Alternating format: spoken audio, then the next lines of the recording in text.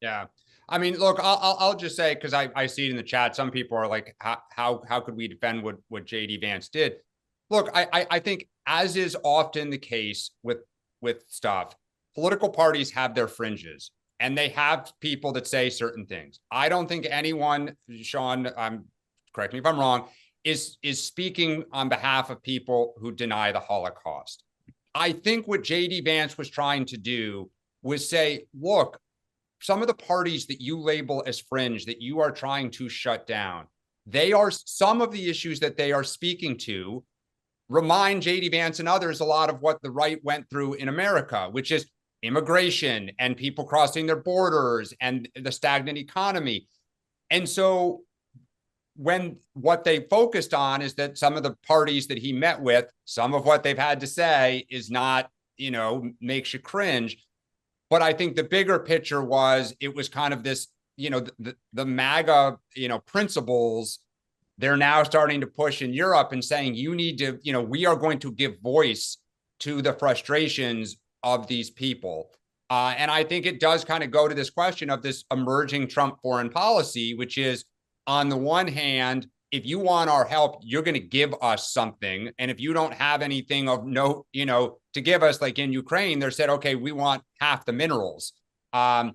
It's a little, it's jarring. I read one analogy that said this is a little bit like colonialism, where it's like, we're going to take some stuff from you because we're helping you out.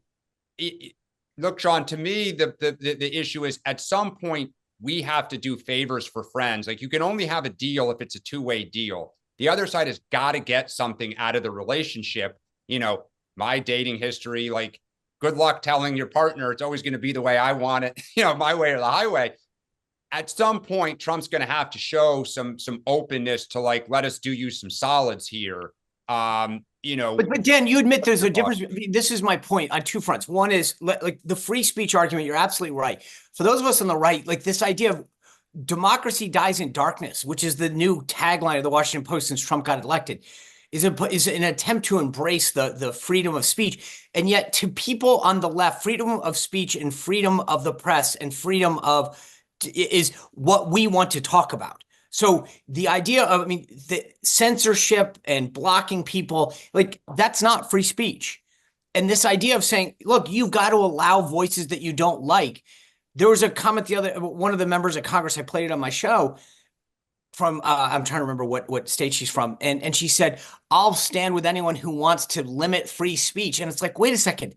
So there's a bigger, broader discussion, not just here in this country, but internationally, especially in Europe, about some of the laws. And if you saw, like, there was a clip that's now gone viral on 60 Minutes, I'll play tonight on the show, where these guys talk about the fact in Europe, insulting someone is grounds for jailing them, right? And so insulting them.